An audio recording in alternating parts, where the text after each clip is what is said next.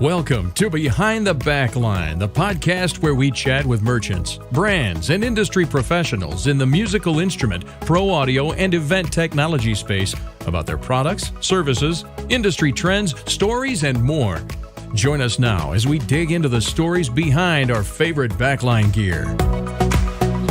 Welcome to episode 25 of Behind the Backline.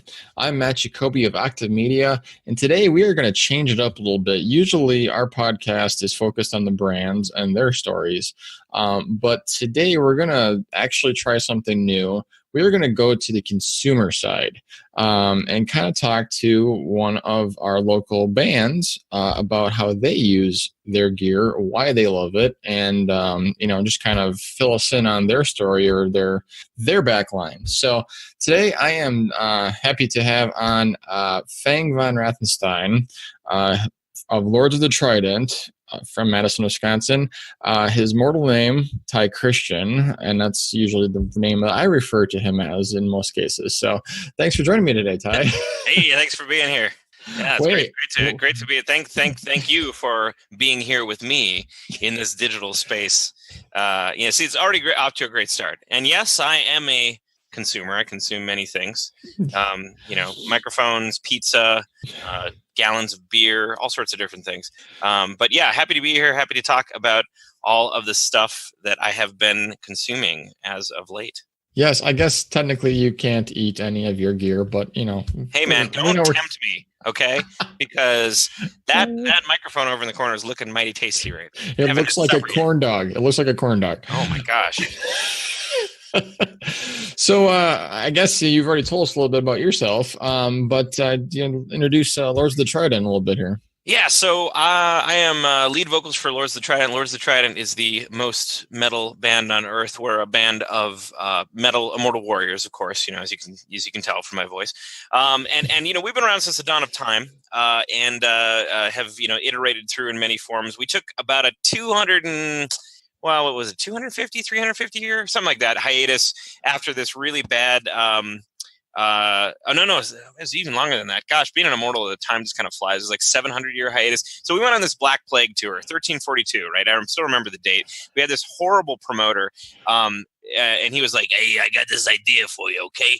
For every ticket purchased, right, for Lords of the Trident concert, we're going to give them a free rat."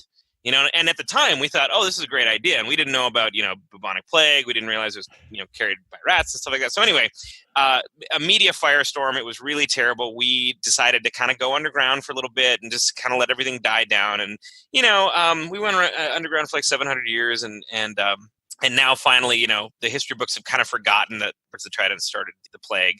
Although I will say it was definitely still our I would say it's our promotions dude, not us. Because we just said okay, and so anyway, we resurfaced in 2008, and we've been playing. This is going on our 10-year anniversary from our reunion, and yeah, we've toured the U.S., toured internationally. We're coming out with our 7th album on August 25th at the second year of the festival that we run here in Madison called Mad with Power Fest. It's an arcade and heavy metal festival, and we're pulling 7 of the best heavy/power metal bands from all over the country coming to this. And we're going to fill a local venue chock full of free play, classic arcade games, and pinball, including a special custom mead from Boss Meadery here in Madison on tap for the fest as well. And we also have a video game company from Pittsburgh coming in to showcase their indie game Coffee Crisis, in which we appear as NPCs. It's a heavy metal and coffee-based video game. Other than that, got 6 music videos coming out for the new album, planning a Japan tour, and generally just driving myself insane with the amount of work that I do on a day-to-day basis. But, insanity is good for art, right? Exactly. So you're not really up to anything right now then, is what you're saying? No, it's mostly just playing Hollow Knight on the Switch and just kind of like drinking beer and falling asleep on the couch. That's pretty much it. Half of the things you talk about, I don't even follow, so that's okay. Yeah, dude. You got to get with it. The kids, I know. Got to dab some more, and then you'll understand. Apparently, I get a fidget spinner, man. What are you doing? I know you're spinning blood over there. It's just. So, let's start with you. We're here to talk about your gear. Hopefully it hasn't aged too poorly over the last 710 years, or 7,000, was it? No, 700, okay. It was 1342 to 2008. Okay. That's right. That's like about 700. Yeah, something like that. Well, obviously, the whole like age of the internet, age of recorded media is something that's kind of, relatively new to us immortals. We're used to just going out and playing it live. And, up until we resurfaced, there wasn't a whole lot of real amplification to speak of. I mean, we really just kind of used the power of our own voices and the metal instruments we cobbled together from the, from the melted down swords of our adversaries. So, so now it's been really a learning experience for me and for the rest of the guys. We've gone through a lot of different gear. When I started out, I think I bought a, because we didn't have a whole lot of money, and so I bought like a custom all-in-one, PA system, like the custom with a K, and started off with these like Nady Star Power, the most terrible microphones known to man. But for practice space, I mean, at least that worked. It was pretty okay. Nowadays, we've gone through a bunch of iterations. A lot of people, in a lot of venues that you go into, at least for vocal microphones, right? SM58, that's, your standard kind of thing. And honest to God, I don't mind the SM58, but I have found that over the years, I purchased, I don't know, 3-4 years ago, I purchased a Shure SM87A, the Beta SM87A, and that is a instead of being like a dynamic microphone, it's a condenser. So the pros are, it sounds night and day. You can put a 58 and an 87 right next to each other and go like ha ha, like back and forth. You can instantly, even on the crappiest of custom PA systems, right? the $200 special, you could hear the difference immediately. And all the sound guys that I've worked with are like, wow, those vocals, that on that microphone really cut through. And that's that power of that condenser microphone. The downside of having that is that it needs phantom power. So you go into a venue where you've had 1,000 punk bands using a 58 and swinging it around their heads like a lasso, and then you've got these microphone cables that are all crumpled, and so when it's trying to throw power through it, it'll just pop pop pop pop pop because it's going in and out, and I would say a good 60% of the sound guys that I've worked with are like, oh, I don't know, man, must be your microphone. I'm like, no, I'm pretty sure it's not. I think it's your cable, man. Pretty sure it's not my microphone. So when I go live, I bring my own microphone, and now I bring my own microphone cable just in case. So I absolutely love the Shure 87, the Beta series. I've used a bunch of different microphones live, just venue to venue, because sometimes they're weird about you bringing in your own microphone and stuff like that. I don't know why they would be. Sanitary reasons. I mean, like, God, do you want to be like licking the microphone of like 500 other people? I mean, this is the band who brought the plague back. Why would you exactly? I mean, not that we don't want to, advertise that. That's not exactly our tagline or anything here. The band that brought the plague back, coming tonight. Don't go see them. You might die. Well, I mean, we make people sign a waiver anyway, so it's fine. But thank God. Yeah, so that's kind of my main vocal microphone live, and I've used that for many years. And much like the 58, it's been solid as a rock. It's been dropped a million times. I might have used it to hammer in a few nails or whatever. But in general, the Shure stuff, the 57s, the 58s, the 87s, all the Beta microphones, they've been built really solid, and I've really, really enjoyed them. And for someone who's really serious about vocal performance, if they really want to, kind of bring it up to the next level, it's really not that big of a price jump. You can buy your own 58 for $100. You can buy your own 87A for $250.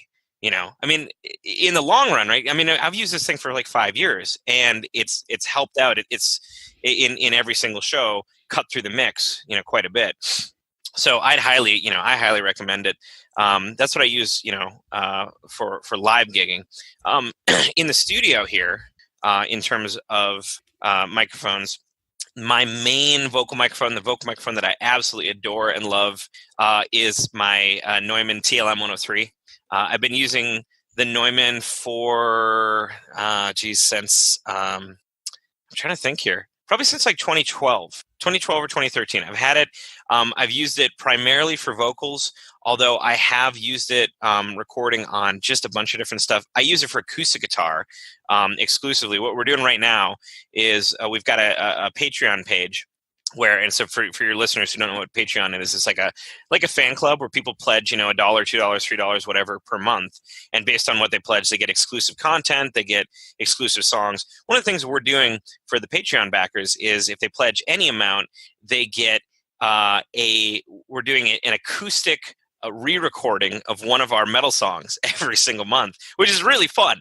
And so so I'm using the Neumann TLM 103 for the acoustic guitar tracking, and I've actually had people who mix for a living asking me, going like, what mic was that? That was really nice. It's like, yes, the Neumann TLM 103. It's about, I placed it about at the 12th fret, kind of 45-degree pointing of the sound hole, and man, that thing just picks up acoustic guitar like nothing else. So high baritone to high soprano voice works really well with. Has a little bit of a 1K 2K boost in there, just a little tiny guy. I barely have to EQ the thing, to be perfectly honest. It's really, really nice. So I use that exclusively.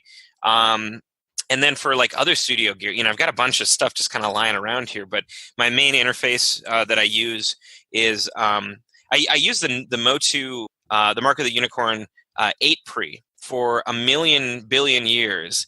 But the problem with using it for a million billion years is that it was on FireWire, and I'm a Windows guy, and so you can't really do that anymore. It doesn't really play very happily with Windows 10. So when we were recording the new album, before we were recording the new album, I ran out and bought a new interface, and so I ended up getting the Focusrite Scarlett 18920.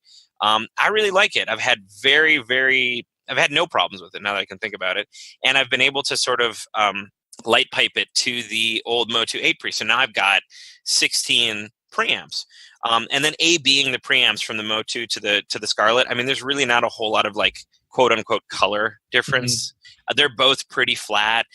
You'd have to really be a crazy audiophile to tell the difference. And most bands that are like recording themselves, they don't care. I mean, really, so I love this thing. It's solid as a rock, and I've had no problems with it. So yeah, for monitoring in the studio, I've got a set of I think they're 12-inch JBLs. They're just really kind of mid-range size monitors here. They're great. I really like the bass response on them. I have a very old Roland Phantom. For my keyboard. I mostly use that. It's a 2003 model. I mostly use it actually as a MIDI controller. Okay. So I MIDI control it into Pro Tools, and then when we need to do things like symphonies or full orchestras or 40-person men's choir, or timpani. I did timpani on it, just like slam the keys like, oh my God, it was great. So yeah, I use that as a MIDI controller. A lot of people will just like type it in on Pro Tools, but click in the notes. I'm like, dude, come on, just play it. You got to play it, So I do that in here, and then for other stuff. So primarily in our studio here, right, we record everything except for drums, and then when we need to go do drums, we find a drum room, and we usually use their equipment. Up until up even through this last album, we used MMI for their drum room. Madison Media Institute, for those not in Madison listening. So in terms of equipment here for recording guitars, we started recording guitars and recording all these different things in the first time we did it was in 2008. I started recording on a Motu Ultralight, 2 preamps, FireWire. I mean, this is back in the day when we had only 2 inputs. I did it like that, And from that day until today, I've still only used 2 microphones for recording guitar, because, and I'm sure there's probably quote unquote better microphones out there for recording guitar, but man, these things are bulletproof. They're tried and tested. They're true. I haven't found anything that I like better. SM57, right? The guitar microphone, right? And then a Sennheiser E609, the other guitar microphone. You see both of these live all the time, but in the studio, for recording, they're just amazing. Like the 57, is kind of like the mic that made the electric guitar sound like what we all expect electric guitar to sound. Yeah. So my thought process is, well, why would I mess around with other microphones? Because I pretend like I know what I'm doing, but I don't really. So yeah, exactly. Fake it till you make it. So like the SM57, I love. I do both of them at the same time, and I mix the signal. So the SM57 has like a little bit of a beefy kind of mid-range to it, and then the E609 is a little more like high frizz to it, like a little sizzle, right? So I find if I do mostly 57 and a little 609, I get this really like beefy, like snarly, angry guitar sound, which is great for metal, and I just love it. And for those who need to know, Ty loves to add flames to his videos. So when that microphone has sizzle, it's actually on fire. Exactly. That's the other thing. That's the other thing about using these less expensive and tried and true. Like I said, right? The 57. The joke is you could hammer a nail in with it, but you could actually hammer a nail with it, and it would be perfectly fine. I mean, the 57s that have been in your local club have probably been there for 20 years. They've seen all sorts of spills and kicks and drops and whatever. And I mean, like, these things are solid as a rock. So yeah. When we need to turn up the heat a little bit, 57s are great to kind of withstand that actual sizzle coming out of our red hot amps. So that's in general, that's what I use here in the studio. I also have three Audio-Technica 3035 microphone, large diaphragm condenser microphones. Now they don't make these anymore because, and I picked them up in like, I want to say 2011, 2012. And this was on a tip from my guitarist because they found out, somebody bought these microphones and took them apart. They were supposed to be like quote unquote budget microphones, right? Okay. The capsule. Now this is mostly hearsay. Audio-Technica will deny this up and down, but the technical people out there have figured out that the capsule inside of the 3035s was and these are $200 a microphone, by the way, right? So they're cheap. Capsule inside of the 3035 is the exact same capsule in their $1,000 microphone. They just put it in a different casing. So I have to cut this part of the episode out. Yeah, exactly. Well, okay, and allegedly, right? Allegedly, they did this. There's no proof, but I will tell you that I've got three of these. I've used them on overheads. I've used them for recording acoustic. I've used them for recording flute, believe it or not. I've done brass instruments. I've done all different types of stringed instruments with these. And they don't have quite the presence of the TLM 103. I still like the TLM 103 better, but for a $200 microphone, I mean, my God, it's probably why they stopped making them, because they were probably selling way too many of them because they're so good. So, I mean, just in general, I think if people are looking at the quote unquote cheaper, the budget model microphones, if they do a little bit of research, I think they might find some that are a little bit, genies in the bottle, the sort of secret microphones that suburban mom finds one weird trick to turn $200 microphone into $1,000 microphone. Because there's so many regular cars that happen to share the exact same chassis as the luxury model that they make. Oh yeah. So so that's in general. Those are like my main the main microphones that I use in my studio. I've got a bunch of different headphones. I got a bunch of different, inputs and things like whatever. So that's the studio stuff. And then just recently I picked up, getting back on the Shure train here. I picked up the Shure in-ear wireless system, the PSM or PCM 300, one of those. And I was recommended to me by a friend who had been starting to do in-ear monitoring, and my God, I've fallen in love with it. I've only used it for 5 shows, and I've only used it for like a month or so. Oh my God, I'm never going back. It's so amazing. Wow. I've had just incredible experiences with it, and what we're planning on doing now, actually, in the next probably 6 months, is we're going to be building ourselves a fully encapsulated in-ear monitor rig for the entire band, which is not a cheap undertaking by any means. But the nice thing about, and the thing that they don't really widely advertise about the Shure systems is they output in stereo. And the new system has this thing called mix mode, where you can essentially on the fly on your receiver, you can choose whether you hear more of like channel 1 or channel 2. So, and what that's meant to do is it's meant to give you a stereo output mix, right? So that you can say, oh, I want vocals in channel 1 and drums in channel 2 or whatever, so that, the prima donna vocalist like me, is like, I need less drums and I want it now and I don't care and blah, blah, blah, But what that actually means is that if you don't care about a stereo mix, if you just want to do a mono mix like most people do, you can use one receiver or one sender to like 2 receivers. And you don't have, because usually you have to buy a full system for every person that wants to do wireless. Well, with this, you only have to buy essentially half a system. So what we're planning on doing is buying two of the Shure systems in total, and then running 4 mono signals out of them, so that everybody has a mono signal going to their receiver, and then we just we mix them in mono. And then the drummer is going to have a wired signal, because he's going to be sitting right next to the whole system.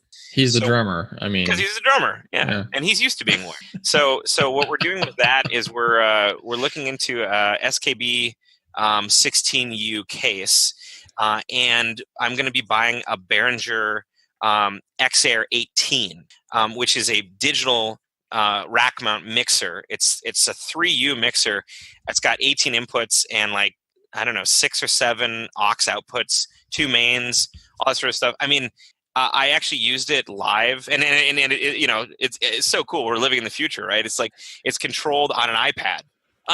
Ooh. So it's like, so I used it live when so sometimes I mix sound live, and I use it live, and it's got 80 different effects, that you can just throw into an effects rack. So my plan is I'm going to make this box, and I'm going to put a splitter. And so we roll it up and we say, okay, front of house guy, plug all of your microphones into our splitter down at the bottom. The snake at the back will go to your snake, which will go out to you, and then it'll split up into the Behringer, and we're going to set it up so that we have enough compression on every channel and enough limiting on every channel that no matter how loud or how soft we play, we'll hear the same mix every single night.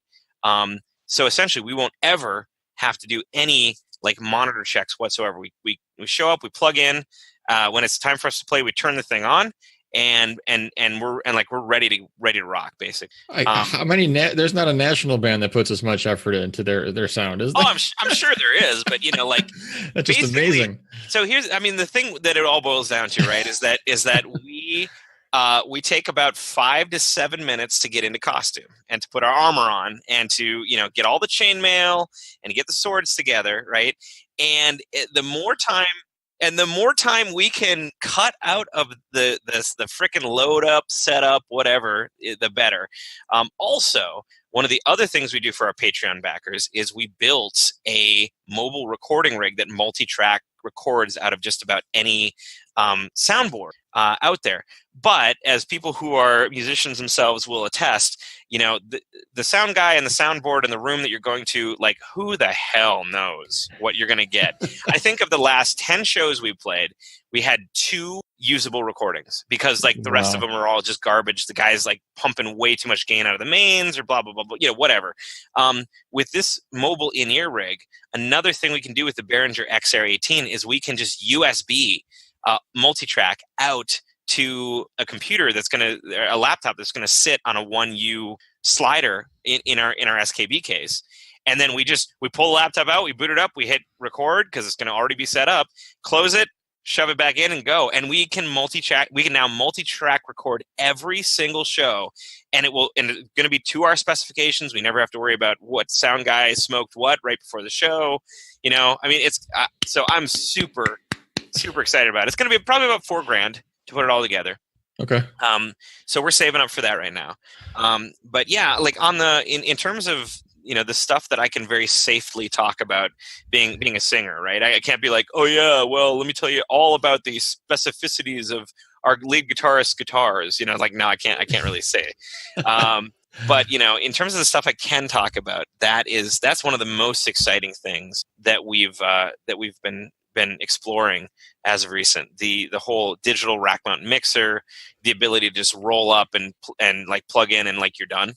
It's super amazing. I actually saw, speaking of professional bands that do this, I went to a big festival called Prog Power USA a couple years ago, and there's a band called Scar Symmetry that had this all together, and they also had all of their they had guitar modeling amps, and they had all of it in the same rack. So their setup was roll rack onto stage, plug guitar into, plug wireless guitar into wireless rack, turn on wireless rack, you're done. And like, they didn't have any amps. They had a real drummer, so they had to put the mics on the drum kit. But I mean, other than that, they were done, and they sounded fantastic. They also had wireless microphones, which guess what? The receiver was right in the rack too, right? Wow. So it's like you could essentially get rid of, almost all of the moving of gear, as long as you're playing venues that allow you to do that, where they're miking everything, right? Yeah. So if you're playing, mid to large size venues, you could essentially turn your entire gear array into one box and just roll on up and play. And that's the dream, because who the dream is either one of two things. It's either that gearbox or roadies. That's our mantra. Every time that we're hauling crap around, we're like, someday roadies, someday roadies, someday roadies, someday roadies. That's the mantra. That's the mantra. But this is the next best thing. I mean, I probably should take it back that it was, I'm sure national bands are fine, but there's not, I can't imagine there's a lot of local bands that would put this much effort into having this kind of a rig, but it makes sense when you put it that way. Yeah. Well, and this sort of setup isn't for everybody, and we do, we do gig and tour quite a bit, and so if you're a band that is looking to expand and tour, I think one of the first things you realize real quickly when you get out on the road and you've been out for 9-10 days and you smell of desperation and Febreze is do I really need a full stack every single night when I'm playing, X dude's basement? Yeah. No, Yeah. not really. We've in our band, we all use 2x12s, right? Uh-huh. And we have never had a single issue ever in terms of either volume or, anything, right? Because a 2x12 is way, way, way good at, enough output for any club that doesn't mic their amps. And 99% of the places that you're going to play are going to mic your amps. Yeah. So it's like you could be playing a 2x12, you could be playing a 1x12, you could be playing one of those little tiny hip pack Marshall amps powered by a 9-volt battery. I mean, I wouldn't, but you know what I mean, right? They're gonna mic it no matter what. Yeah. So it's, why are you bringing a full stack on stage? Yeah. I mean, it looks cool. Don't get me wrong. It does. It's all aesthetic. I was a teenager once too. Really, even after your 700 years. Well, it was very, very long ago. Yes. I can't even imagine. I mean, as you can tell, I haven't aged a day. I mean, you're seeing this on video. I mean, it's like I look 30. It's been thousands of years. That's incredible. Yeah, I don't tell my secrets. Joan Rivers knows, but she's dead. So maybe it's Maybelline. Maybe it's just a lot of years. I don't know. Yeah. So before we cut it off, do you want to plug the Lords of the Trident website, social media? Absolutely. So if you are interested in getting your face melted off by the most amazing metal that you'll ever hear, right? Take your strongest browser, your most metal browser, which is probably Chrome because it's the only browser actually named after a metal. Yes. Right? And go to lordsofthetrident.com. You will find everything there. We've got a merch store. You can watch our music videos. You can listen to all of our albums. We stream it all for free. If you're on YouTube, follow us on YouTube, Lords of the Trident on YouTube. We're on Facebook, Lords of the Trident. We're on Twitter, Lords of Trident, because we're one of the OG Twitter guys that got their username when it was, you had a limited number of characters. So let me tell you, buddy, we've been on Twitter very, very long. We also, we've got basically just Google Lords of the Trident. We have about 50 pages on Google, and then it starts turning into like strange like Hindu texts about, Trident fighting or whatever. The one thing I will say, in terms of a pitch out there, if you go to Lords of the Trident, or if you go to our YouTube and you're like, man, these guys are pretty sweet, go to our Patreon, patreon.com/Lords of the Trident. It is a way to directly support the band. You pledge, you basically join our fan club on our Patreon, pledge a few bucks a month, and you get so much in return. We give out exclusive Patreon t-shirts. We do behind the scenes stuff. We give out MP3s. We're coming out with, every single month, we're coming out with a brand new track of our acoustic, remixes. We're coming out with live bootlegs. Everybody on the Patreon gets all the albums for free all the time. Like it's one of the best deals in heavy metal, basically. It is. It's better than the Kiss casket. You might think the Kiss casket is a good deal at like $7,000, but you're going to be dead and you won't even enjoy it. So buy something you enjoy. Go to patreon.com/Lords of the Trident. Just pledge like $5 a month. You don't need that latte. You need latte metal. You need lata metal. I was trying to twist it. It didn't work. Throw down the crappuccino and get a grande metallate venti mocha metal. I think most people are very happy you don't own a franchise for Starbucks. Exactly. Right. Thank you. Yeah. Not on this planet. If you want, we'll even put some green tea in it. We'll call it healthy, whatever you want, right? Just go to patreon.com/Lords of the Trident and pledge your support. And that's healthy with 2 L's. Oh yeah. Hell. Well, thanks. This has been awesome. I'm glad you could join us today, and you guys keep doing what you're doing. I tell you. We'll do our best. We will do our best. Well, thank you. All right. Thanks. Thank you for listening to Behind the Backline, brought to you by Octave Media, an inbound marketing agency focused on helping music merchants develop an automated solution to increase website sales. You can find Octave Media at www.octave.media. Don't forget to subscribe to our podcast in iTunes or Google Play Music to learn more about great products and companies in the musical instrument, pro audio, and event technology space, and be sure to leave a review to let us know what you thought of this episode. We encourage you to share us with your friends and colleagues via social media, and we'll see you next time. Take care.